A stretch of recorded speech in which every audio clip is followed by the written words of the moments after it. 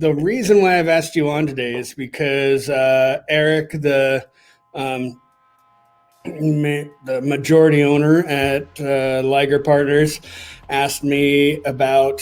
Well, we started talking about YouTube and possibly using our podcasting area for YouTube shows, that sort of thing, since we have everything. Right. And he said, well, I don't really understand how to monetize it. And I said, I know someone who does. That would make a great podcast. So I'm hoping that you can share it with us, some tips and tricks on how you accidentally became a YouTube star. Yeah, happy to. It's something I was certainly never seeking. And when you look at the people who exist as influencers for money in whatever the way that becomes, whether it's on Instagram or Facebook or YouTube or TikTok or any of the other social platforms that are constantly popping up, it's it's something where you kind of have to take something that's a genuine expression of who you are and the brand that you want to convey to the world. That usually has to be curated and manicured a little bit in order to be something that an audience can understand and become attached to, develop a relationship to. But then you have to look at what platform you're planning to release content on and figure out exactly how you're going to tailor you to that. And generally it only works well if there's an initial ulterior motive. And so, like, for us, I realized that in order to get people to download my VinWiki app, it was going to cost me, $3 to $5 per user acquisition.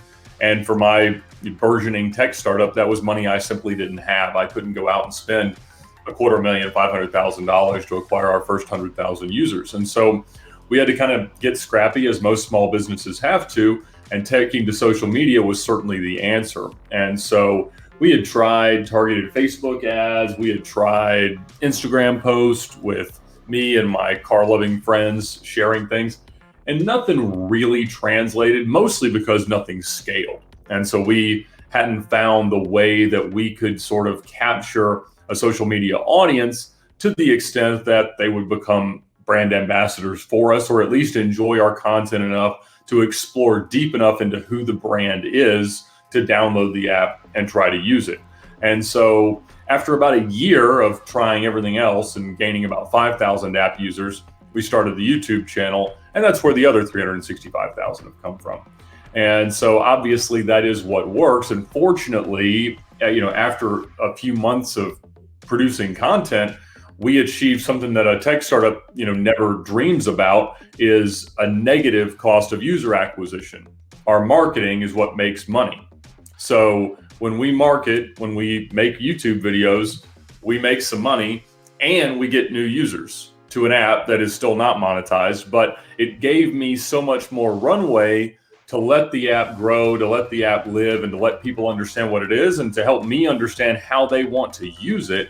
And in doing so, it saved the company, no question. I mean, it would have been one of these apps that kind of sits in the background and a few people a few people use, but it never could have gained the legs that it did with me funding it by any stretch without the YouTube experience. And so, we release daily YouTube videos. They're usually between 8 and 13 minutes long, and it's filmed in a studio not unlike what you're setting up there. We don't have a million cameras the way that you guys do, which would be quite useful at times, but we just sit interview style. And again, me or one of my friends tells a car story that we support with B-roll and images and things like that.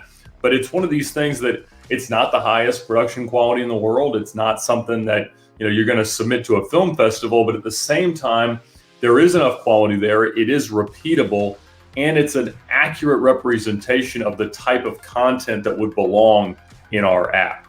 And so again, there's an authenticity that's required in what you're doing in order for people to buy into it and enjoy it. But at the same time, again, we have 1.3 million YouTube subscribers and 365,000 acquired app users in there. So a lot of people, most of them in fact, are just watching it for entertainment, but at the same time, they're hopefully eventually converted into people who at least understand and use and potentially can evangelize our app.